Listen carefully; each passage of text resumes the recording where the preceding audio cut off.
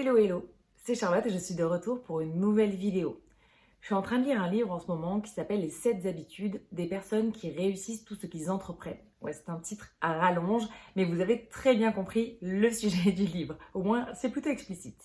C'est un livre de Stephen R. Covey qui est en fait, je sais pas, un coach qui a écrit ce livre au fur et à mesure de tous les enseignements et toutes ces expériences qu'il a vécues. Donc c'est vraiment l'ouvrage de toute une vie et il est hyper complet. Donc bien sûr, je ne vais pas vous parler de ce livre parce que ça prendrait beaucoup trop de temps, parce que tout simplement, le livre est hyper riche et à chaque page, j'apprends des nouvelles choses et je me dis oh, mais je vais pas réussir à me souvenir de tout ça.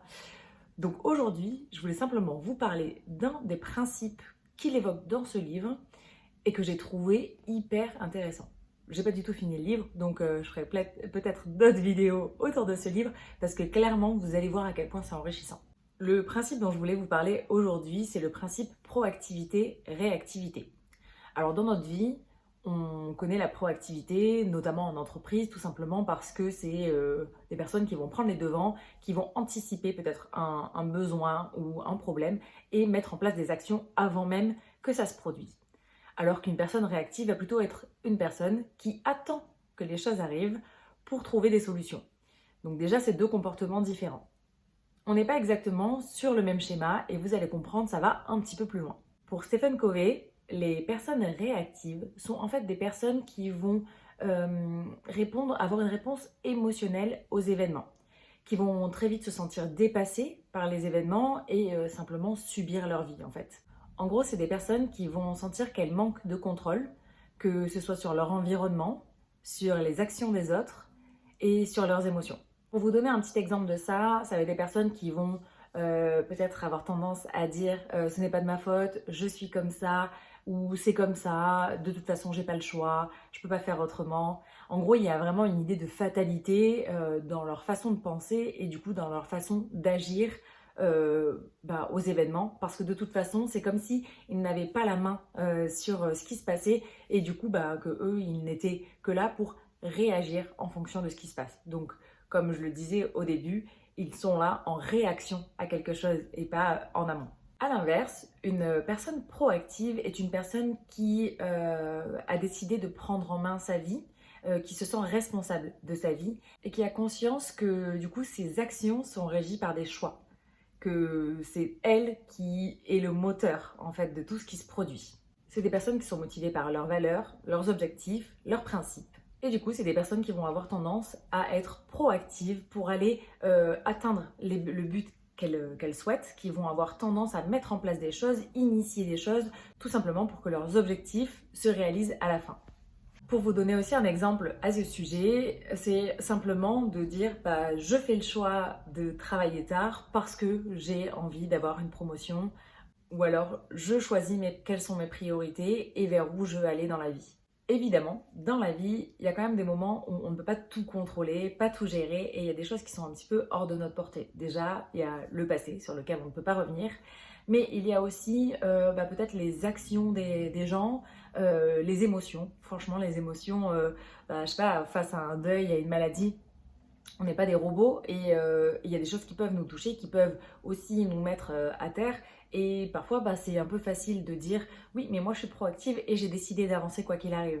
Il y a des moments où franchement, l'émotionnel passe au-dessus et peut carrément nous terrasser. Et à ce moment-là, bien sûr, la façon proactive va nous permettre peut-être de nous relever plus vite et d'arrêter de subir. C'est-à-dire qu'à un moment, quand on est confronté à un événement très important comme une maladie ou un deuil, on peut choisir, on peut se poser la question tout simplement de dire ok, maintenant, qu'est-ce qu'il y a de mieux pour moi?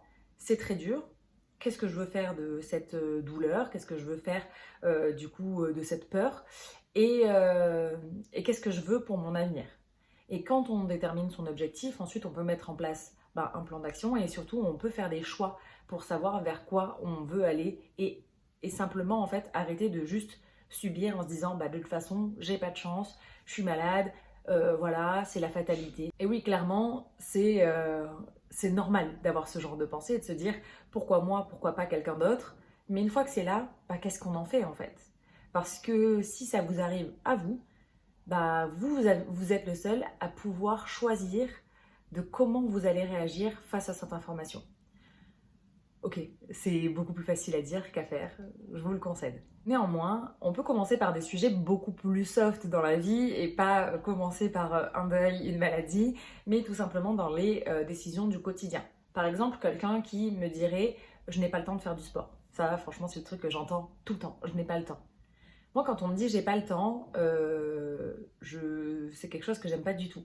Je préfère qu'on me dise ce n'est pas ma priorité. Et dans ce cas-là, déjà, quand on change tout simplement, ben, cette phrase, quand on transpose et qu'on dit ce n'est pas ma priorité, on reprend clairement le pouvoir. Et c'est la même chose pour l'argent. Si on dit tout le temps j'ai pas d'argent, je peux pas me payer ça, je peux pas faire ci, j'ai pas.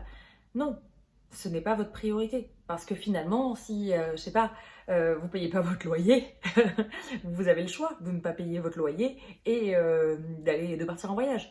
Il y a des gens qui le font et qui ont une vie nomade.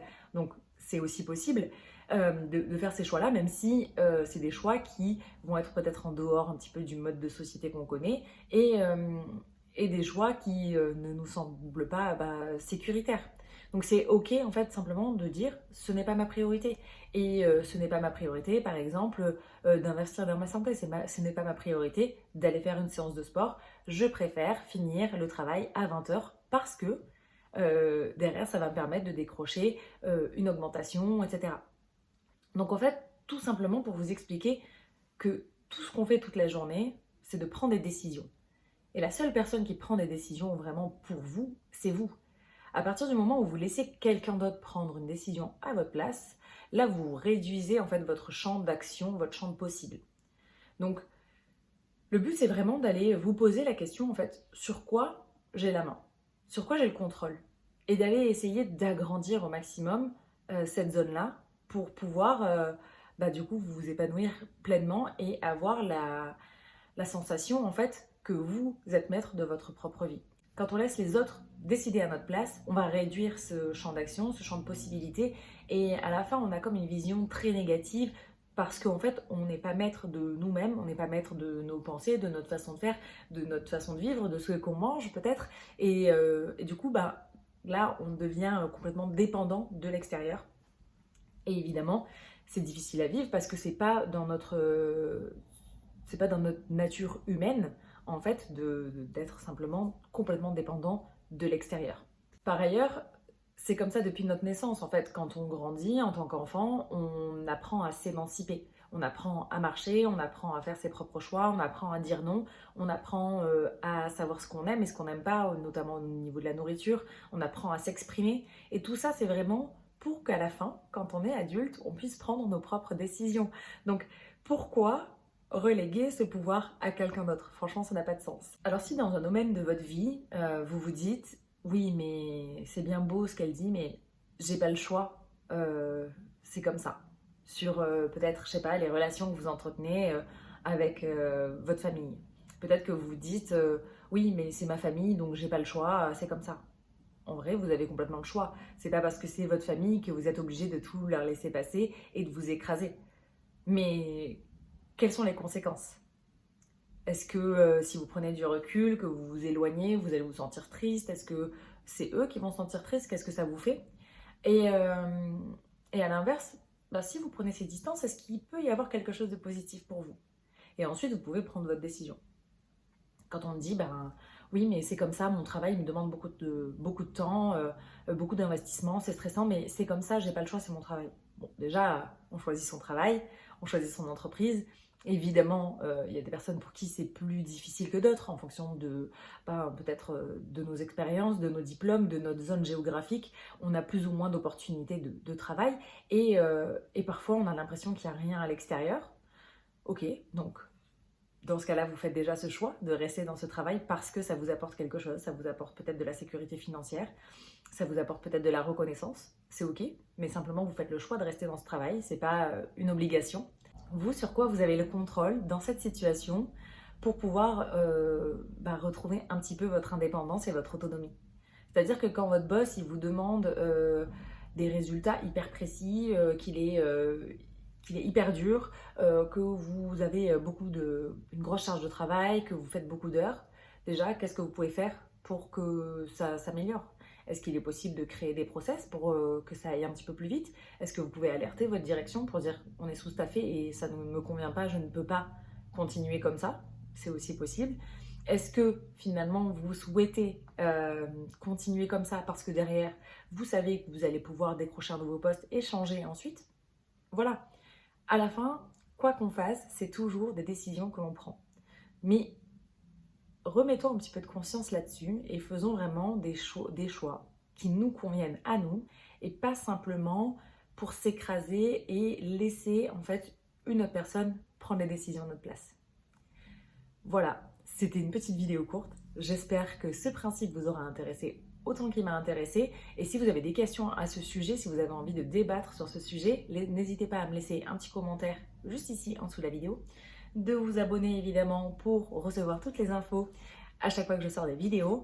Et puis vous pouvez bien sûr m'écrire sur Instagram, sur mon compte Hollytips, sur lequel je partage un contenu complètement différent, mais sur lequel je serai aussi ravie de pouvoir échanger avec vous sur ce sujet-là. Et voilà, je vous souhaite une très bonne journée, une très bonne soirée si vous m'écoutez le soir, et à bientôt.